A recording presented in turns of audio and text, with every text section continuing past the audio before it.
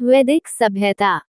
सिंधु सभ्यता के पतन के बाद जो नवीन संस्कृति प्रकाश में आई उसके विषय में हमें संपूर्ण जानकारी वेदों से मिलती है। इसलिए इस काल को हम वैदिक काल अथवा वैदिक सभ्यता के नाम से जानते हैं। चूंकि इस संस्कृति के प्रवर्तक आर्य लोग थे, इसलिए कभी कभी आर्य सभ्यता का नाम भी दिया जाता है। यहाँ आर्य शब्द का अर्थ श्रेष्ठ, उदात्त, अभिजात्य, कुलीन, उत्कृष्ट, स्वतंत्र आदि हैं। ये काल 1500 ईपू से 600 ईपू तक अस्तित्व में रहा। वैदिक सभ्यता का नाम ऐसा इसलिए पड़ा कि वेद उस काल की जानकारी का प्रमुख स्रोत हैं। वेद 4 है: ऋग्वेद, सामवेद, अथर्ववेद और यजुर्वेद। इनमें से ऋग्वेद की रचना सबसे पहले हुई थी। ऋग्वेद में ही गायत्री मंत्र है जो सविता सूर्य को समर्पित है। ऋग्वेदिक काल 1500-1000 ईपू। ऋग्वेदिक काल के अध्ययन के लिए दो प्रकार के साक्ष्य उपलब्ध हैं: पुरातात्विक साक्ष्य, साहित्यिक साक्ष्य। पुरातात्विक साक्ष्य। इसके अंतर्गत निम्नलिखित साक्ष्य उपलब्ध प्राप्त हुए हैं: चित्रित धूसर मृदभांड। खुदाई में हरियाणा के पास भगवानपुरा में मिले 13 कमरों वाला मकान तथा पंजाब में भी प्राप्त 3 ऐसे स्थल जिनका संबंध ऋग्वैदिक काल से जोड़ा जाता है। बोगाज कोई अभिलेख, मितल्पी अभिलेख 1400 ईपू। इस लेख में हित्ती राजा शुब्बिलुलियुम और मित्तान्नी राजा मत्तयुवाजा के मध्य हुई संधि के साक्षी के रूप में वैदिक देवता इंद्र, मित्र, वरुण और नासत्य का उल्लेख है। साहित्यिक साक्ष्य।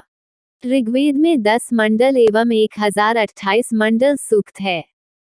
पहला एवं 10वां मंडल बाद में जोड़ा गया है, जबकि दूसरा से 7वां मंडल पुराना है। प्रशासनिक इकाई। प्रशासन की सबसे छोटी इकाई कुल थी। एक कुल में एक घर में एक छत के नीचे रहने वाले लोग शामिल थे। एक ग्राम कई कुलों से मिलकर बना होता था। ग्रामों का संगठन विश कहलाता था और विशों का संगठन जन। कई जन मिलकर राष्ट्र बनाते थे। ऋग्वैदिक भारत का राजनीतिक ढांचा आरोही क्रम में कुल ग्रेटर दैन ग्राम ग्रेटर दैन विशेष ग्रेटर दैन जन ग्रेटर दैन राष्ट्र। धर्म। ऋग्वैदिक काल में प्राकृतिक शक्तियों की ही पूजा की जाती थी और कर्मकांडों की प्रमुखता नहीं थी। ऋग्वैदिक काल धर्म की अन्य विशेषताएं कृत्या, निरति, यातुधान, ससरपरी आदि के रूप में अपकरी शक्तियों अर्थात भूत प्रेत, राक्षसों, पिशाच एवं अप्सराओं का जिक्र दिखाई पड़ता है। आर्थिक जीवन। वैदिक आर्यों ने पशुपालन को ही अपना मुख्य व्यवसाय बनाया था। ऋग्वैदिक सभ्यता ग्रामीण सभ्यता थी। इस वेद में गव्य एवं गव्यति शब्द चारागाह के लिए प्रयुक्त है। इस काल में गाय का प्रयोग मुद्रा के रूप में भी होता था। अभी भेड़, अजा, बकरी का ऋग्वेद में अनेक बार जिक्र हुआ है। हाथी, बाघ, बतख, गिद्ध से आर्य लोग अपरिचित थे। धनी व्यक्ति को गोपत कहा गया था। राजा को गोपति कहा जाता था। युद्ध के लिए गविष्ठ, गैसु, गव्य और गम्य शब्द प्रचलित थे। समय की माप के लिए गोधुर शब्द का प्रयोग किया जाता था। दूरी का मान के लिए गवयतु। न्याय व्यवस्था। न्याय व्यवस्था धर्म पर आधारित होती थी। राजा कानूनी सलाहकारों तथा पुरोहित की सहायता से न्याय करता था। चोरी, डकैती, राहजनी आदि अनेक अपराधों का उल्लेख मिलता है। इसमें पशुओं की चोरी सबसे अधिक होती थी, जिसे पनी लोग करते थे। पुत्र प्राप्ति हेतु देवताओं से कामना की जाती थी और परिवार संयुक्त होता था। उत्तर वैदिक काल। उत्तर वैदिक काल 1000-600 ईपू। भारतीय इतिहास में उस काल को, जिसमें सामवेद, यजुर्वेद एवं अथर्ववेद तथा ब्राह्मण ग्रंथों, आरण्यकों एवं उपनिषद की रचना हुई, को उत्तर वैदिक काल कहा जाता है। वैदिक साहित्य। वैदिक साहित्य में 4 वेद एवं उनकी संहिताओं, ब्राह्मण, आरण्यक, उपनिषदों एवं वेदांगों को शामिल किया जाता है।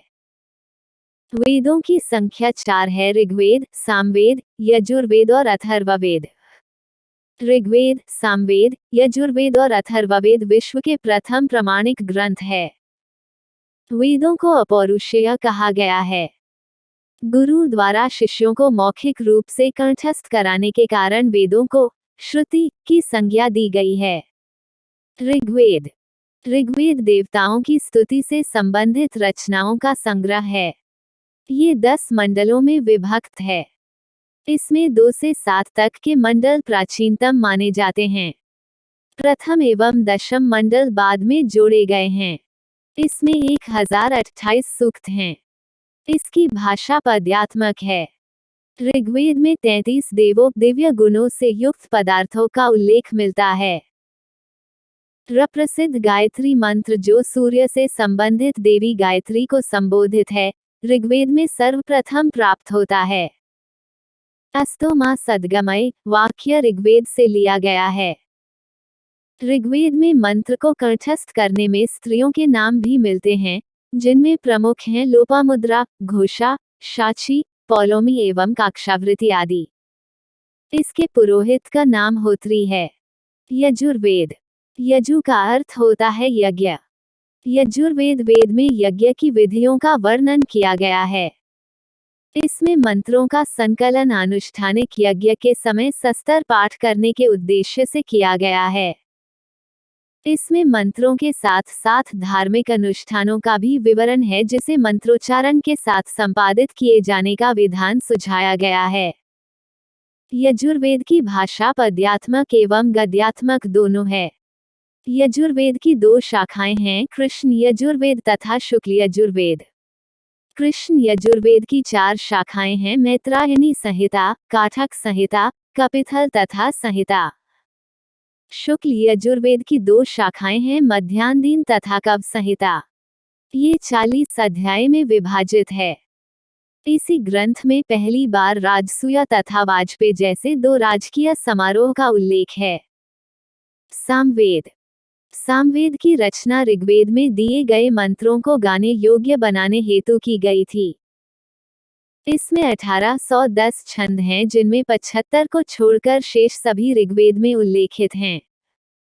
सामवेद 3 शाखाओं में विभक्त है, कौतुम, राणायनीय और जैमिनीय। सामवेद को भारत की प्रथम संगीतात्मक पुस्तक होने का गौरव प्राप्त है। अथर्ववेद। इसमें प्राक ऐतिहासिक युग की मूलभूत मान्यताओं, परंपराओं का चित्रण है। अथर्ववेद 20 अध्यायों में संगठित है। इसमें 731 सूक्त एवं 6000 के लगभग मंत्र हैं। इसमें रोग तथा उसके निवारण के साधन के रूप में जानकारी दी गई है। अथर्ववेद की 2 शाखाएं हैं, शौनक और पिप्पलाद। ब्राह्मण। दिक् मंत्रों तथा संहिताओं को ब्रह्म कहा गया है, वही ब्रह्म का विस्तारित रूप को ब्राह्मण कहा गया है। पुरातन ब्राह्मण में ऐत्रेय, शतपथ, पंचविश, तैत्तिरीय आदि विशेष महत्वपूर्ण हैं। महर्षि याज्ञवल्क्य ने मंत्र सहित ब्राह्मण ग्रंथों की उपदेश आदित्य से प्राप्त किया है। संहिताओं के अंतर्गत कर्मकांड की जो विधि उपदिष्ट है, ब्राह्मण में उसी की सप्रमाण व्याख्या देखने को मिलता है। प्राचीन परंपरा में आश्रमानुरूप वेदों का पाठ करने की विधि थी। अतः ब्रह्मचारी ऋचाओं ही पाठ करते थे, गृहस्थ ब्राह्मणों का, वानप्रस्थ आरण्यकों और सन्यासी उपनिषदों का। गार्हस्थ्य धर्म का मन्नीय वेदभाग ही ब्राह्मण है। यह मुख्यतः गद्य शैली में उपदिष्ट है। ब्राह्मण ग्रंथों से हमें बिंबिसार के पूर्व की घटना का ज्ञान प्राप्त होता है। सर्वाधिक परवर्ती ब्राह्मण गोपथ है। आरण्यक। आरण्यक वेदों का वह भाग है जो गृहस्थाश्रम त्याग उपरांत वानप्रस्थ लोग जंगल में पाठ किया करते थे, इसी कारण आरण्यक नामकरण किया गया। इसका प्रमुख प्रतिपाद्य विषय रहस्यवाद, प्रतीकवाद, यज्ञ और पुरोहित दर्शन है। वर्तमान में 7 आरण्यक उपलब्ध हैं। सामवेद और अथर्ववेद का कोई आरण्यक स्पष्ट और भिन्न रूप में उपलब्ध नहीं है। उपनिषद। उपनिषद प्राचीनतम दार्शनिक विचारों का संग्रह है। कुल उपनिषदों की संख्या 108 है। मुख्य रूप से शाश्वत आत्मा, ब्रह्म, आत्मा परमात्मा के बीच संबंध तथा विश्व की उत्पत्ति से संबंधित रहस्यवादी सिद्धांतों का विवरण दिया गया है। सत्यमेव जयते मुंडकोपनिषद से लिया गया है। मैत्रायणी उपनिषद में त्रिमूर्ति और चार्तु आश्रम सिद्धांत का उल्लेख है। वेदांग युगांतर में वैदिक अध्ययन के लिए 6 विधाओं, शाखाओं का जन्म हुआ जिन्हें वेदांग कहते हैं। वेदांग का शाब्दिक अर्थ है वेदों का अंग, तथापि इस साहित्य के पौरुषेय होने के कारण श्रुति साहित्य से पृथक ही गिना जाता है।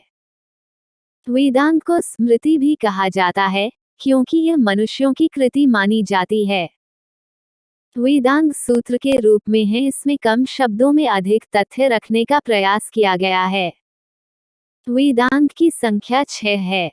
शिक्षा स्वर ज्ञान, कल्प धार्मिक रीति एवं पद्धति, निरुक्त शब्द व्युत्पत्ति शास्त्र, व्याकरण, छंद शास्त्र, ज्योतिष खगोल विज्ञान, सूत्र साहित्य वैदिक साहित्य का अंग है, उसे समझने में सहायक भी है।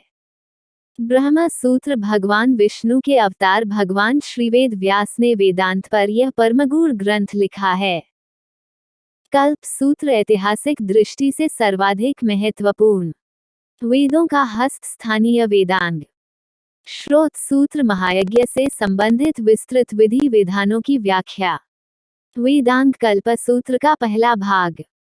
स्मार्त सूत्र षोडश संस्कारों का विधान करने वाला कल्प का दूसरा भाग। शुल्ब सूत्र यज्ञ स्थल तथा अग्निवेदी के निर्माण तथा माप से संबंधित नियम इसमें हैं।